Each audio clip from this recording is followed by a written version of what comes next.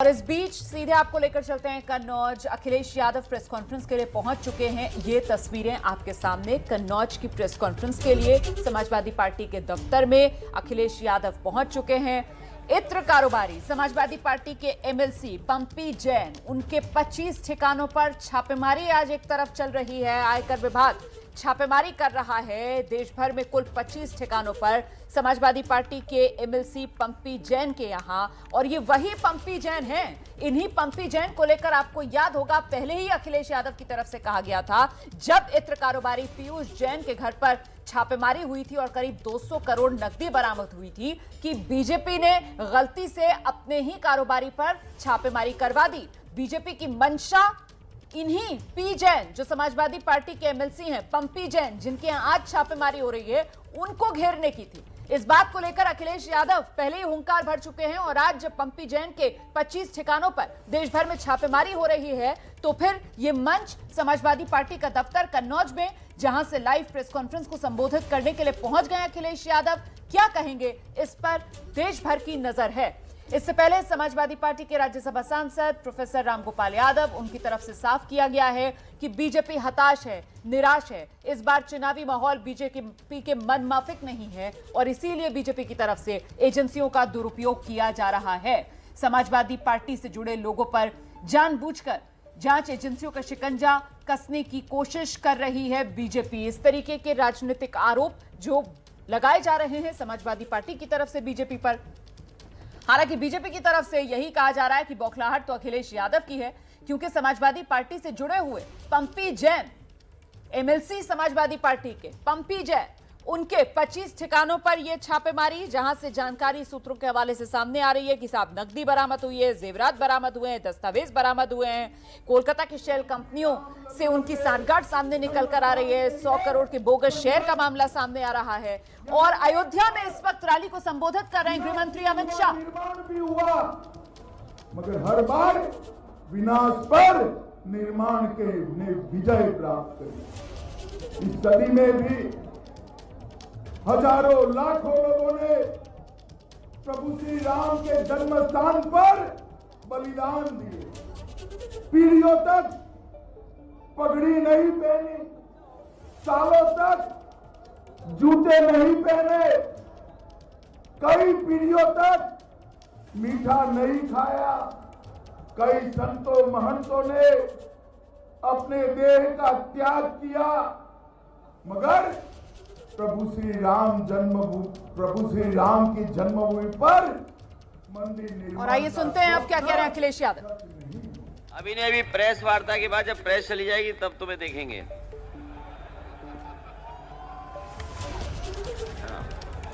हमारी सभी कार्यकर्ताओं से अपील है कि जब प्रेस खत्म हो जाएगी तब आपसे मुलाकात होगी। अभी हमें अपने प्रेस के साथियों से मिलने दीजिए। मैं सभी प्रेस के साथियों का बहुत बहुत धन्यवाद देना चाहता हूं। ये प्रेस पहले से ही तय थी और इसलिए आप लोगों से मैं बातचीत करना चाहता था कि इधर लगातार पिछले कई दिनों से और पिछले महीने से ये सूचनाएं आ रही थी कि समाजवादियों के ऊपर छापे पड़ेंगे। कई बार अखबारों में भी छोटी छोटी बड़ी बड़ी खबरें पढ़ने को मिलती थीं कि समाजवादी लोगों के यहाँ छापे पड़ेंगे। और इधर 2 हफ्ते से लगातार देख रहे हैं कि समाजवादी पार्टी से जुड़े हुए लोगों के ऊपर छापे पड़ रहे हैं। और दिल्ली से जब भी भारतीय जनता पार्टी का लखनऊ में, यूपी में कार्यक्रम होता है, लगता यह है कि साथ अपने इन विभागों को भी बुलाते हैं, साथ ला करके या निर्देश दे करके उनको यहां लाया जाता है और लगातार छापे पड़ रहे हैं। ये कन्नौज शहर, कन्नौज क्षेत्र समाजवादियों से बहुत जुड़ा हुआ क्षेत्र रहा है। यहाँ का अगर इतिहास उठा करके देखेंगे तो यहाँ का इतिहास भाईचारे का रहा है, सौहार्द का इतिहास रहा है। और इत्र कोई आज से नहीं बन रहा है। बहुत वर्षों से यहाँ इत्र बन रहा है। इत्र के कारोबार से न केवल व्यापारी जुड़े हैं जो व्यापार करते हैं, यहाँ के बड़े पैमाने पर किसान भी जुड़े हैं। किसान के जुड़े होने से और कारोबार से व्यापारियों का और व्यापार से न केवल कन्नौज उत्तर प्रदेश बल्कि देश के अन्य कारोबार भी इस कारोबार से जुड़े हुए हैं। कन्नौज की एक अपनी पहचान इत्र की रही है। कन्नौज इत्र के लिए ये राजधानी है, सुगंध की राजधानी है। जिस तरीके से फ्रांस में ग्रास या ग्रासे कहे, वो वहाँ की फ्रेंच कैपिटल, परफ्यूम कैपिटल मानी जाती है। फ्रांस में परफ्यूम कैपिटल अगर है कोई तो कोई ग्रासे कहता है, कोई ग्रास कहता है, वो एक प्रोनाउंसिएशन है कि इंग्लिश या फ्रेंच जो भी कुछ है। लेकिन फ्रांस में भी एक शहर है ग्रासे, वहाँ पर भी मुझे जाने का मौका मिला था जब समाजवादी सरकार थी। ये कारोबार बहुत बड़ा कारोबार है, बड़े लोगों को नौकरी, बड़े लोगों को रोजगार देता है। उसके बाद यहाँ पर एक परफ्यूमरी पार्क लाया गया था। समाजवादी सरकार में उसके लिए बजट दिया गया था, जमीन दे दी गई थी और कोशिश थी कि वो परफ्यूमरी पार्क यहाँ बन जाए। और परफ्यूमरी पार्क से ये फायदा होगा कि जो यहाँ का किसान है, फूल पैदा करता है, फूलों की खेती करता है, अगर वो सीधा जाकर के एसेंस निकालने का काम करेगा तो एसेंस निकाल सकेगा और एसेंस निकाल करके उसका भी वो कारोबार वैल्यू एडिशन हो जाएगा उसके काम को लेकर के। पूरा का पूरा आर्किटेक्ट, जमीन, बजट सब कुछ चिन्हित हो गया था। लेकिन भारतीय जनता पार्टी की सरकार के आते ही वो परफ्यूमरी पार्क, वो परफ्यूम का म्यूजियम वैसा ही का वैसा पड़ा है। सुना ये कि चुनाव से पहले भारतीय जनता पार्टी ने उसको कैबिनेट से पास कर करके कोशिश की है कि दोबारा उस योजना को शुरू किया जाए। भारतीय जनता पार्टी ने केवल कन्नौज का एक काम नहीं रोका है। यहां जितने भी समाजवादी सरकार में काम हो रहे थे वो सब काम रोक दिए हैं।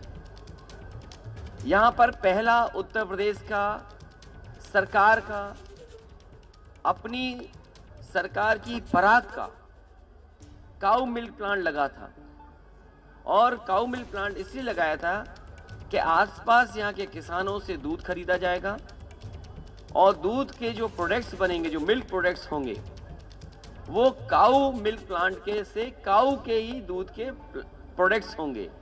क्योंकि इधर गाय को लेकर के और गाय के दूध के लेकर के लोग जागरूक भी हैं और केवल आज से जागरूक नहीं है। यहाँ जितने भी गरीब लोग बैठे हैं, किसान बैठे हैं, गांव के लोग बैठे हैं, वो जानते हैं कि अगर दिमाग को और अपने आप को स्वस्थ रखना है, शरीर स्वस्थ रखना है, तो गाय का दूध ज़्यादा पीजिए। ये भारतीय जनता पार्टी वालों ने काऊ मिल्क प्लांट के वे सत्यानाश कर दिया है।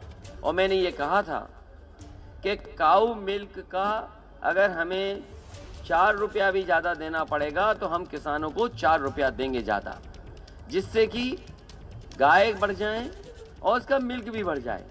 यहाँ पर परफ्यूम का कोर्स शुरू करने के लिए, क्योंकि परफ्यूमरी एक बड़ी इंडस्ट्री है, इंजीनियरिंग कॉलेज बन रहा था जिसमें कि परफ्यूमरी पर एक कोर्स होता।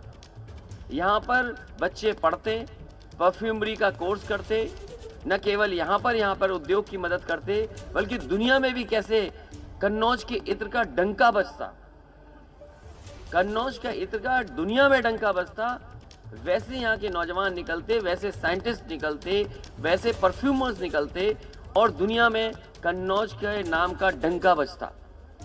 वो इंजीनियरिंग कॉलेज जितना बना था वो वैसे ही का वैसा आज पड़ा हुआ है। पैरामेडिकल यहाँ पर शुरू होना चाहिए था। लखनऊ में और जगह बड़े बड़े शहरों में जिस तरीके से बिल्डिंगें बनती हैं उस तरह का पैरामेडिकल है, उसका काम ठप कर दिया। कार्डियोलॉजी का डिपार्टमेंट था वो ठप कर दिया। कैंसर का प्राइमरी हो जाए इलाज, वो कैंसर का बंद कर दिया। मेडिकल कॉलेज ने जो ऑक्सीजन प्लांट बनना था, लगना था, वो नहीं लगाया। फिर अलग से एक और कोशिश की गई लगाने की। मेडिकल कॉलेज का सत्यानाश कर दिया इन्होंने। कोई भी विकास कन्नौज में बड़ा नहीं किया है। अगर कोई बड़ा विकास कन्नौज में किया हो तो कोई बताए हमें। जो सड़कें समाजवादी सरकार में बन रही थी वो भी अभी पूरी नहीं कर पाए हैं। न काली नदी पर पुल कोई नया बनाया है, न गंगा पे कोई पुल बनाया है, न स्टेडियम जो समाजवादियों ने दिया था न स्टेडियम चालू कर पाए। और जो लोग आगरा की तरफ जाते होंगे तालग्राम के पास, वो देखते होंगे फॉरेंसिक लैब बन रही थी।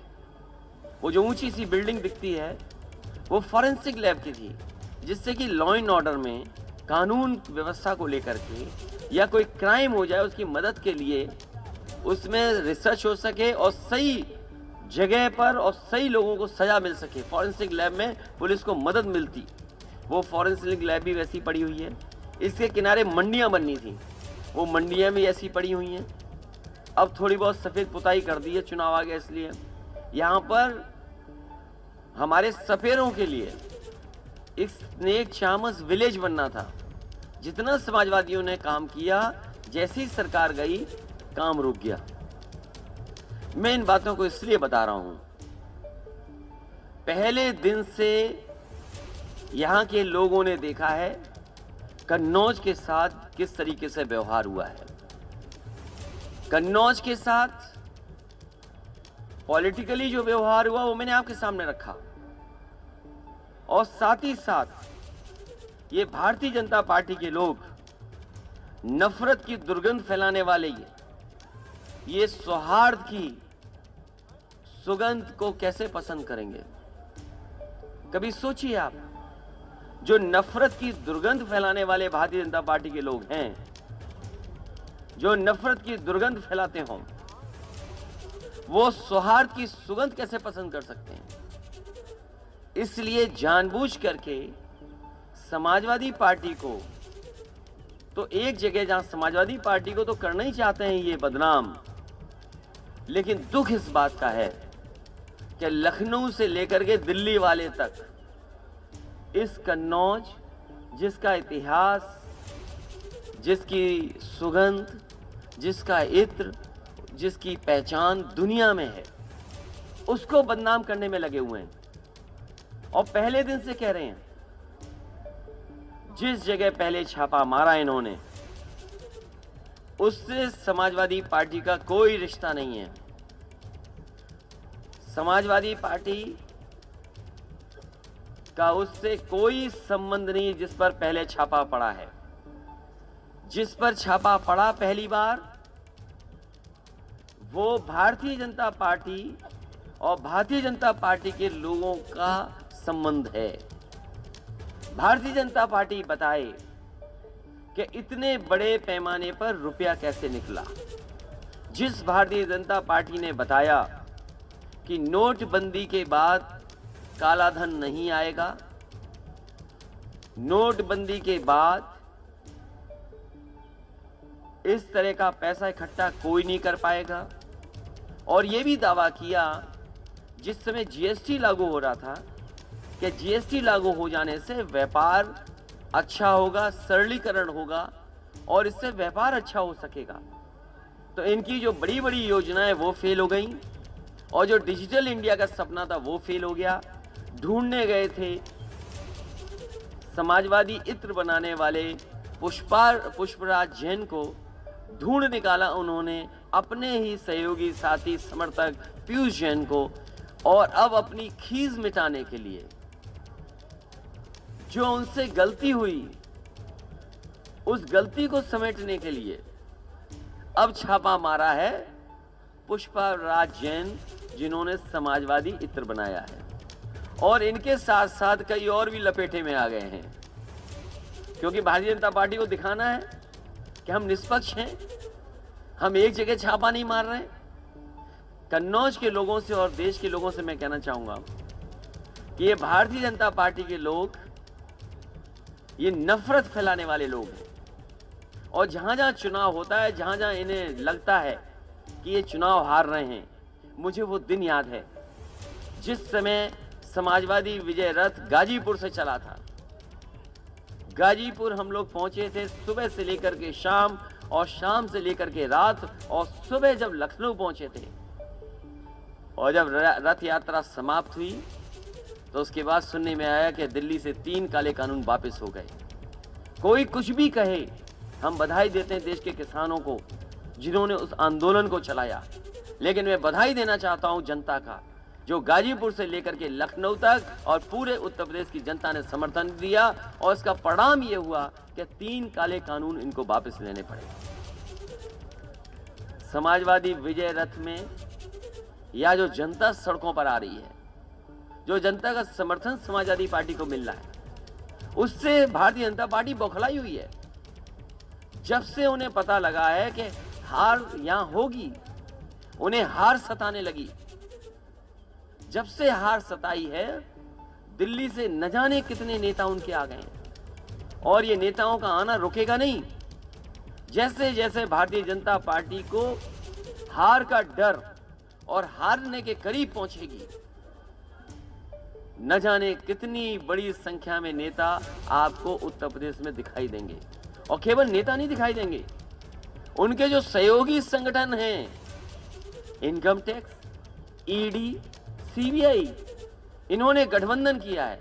हमने तो क्षेत्रीय दलों से गठबंधन किया है, लेकिन भारतीय जनता पार्टी ने अंदर से हाथ मिला लिया इनसे, अंदर से हाथ मिला करके, और जब जब ये लोग आते हैं तब तब अपने साथ लेकर के आते हैं।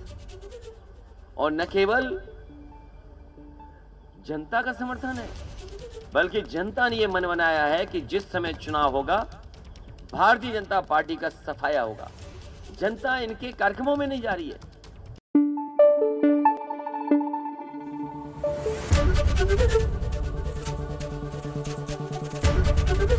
एबीपी न्यूज आपको रखे आगे।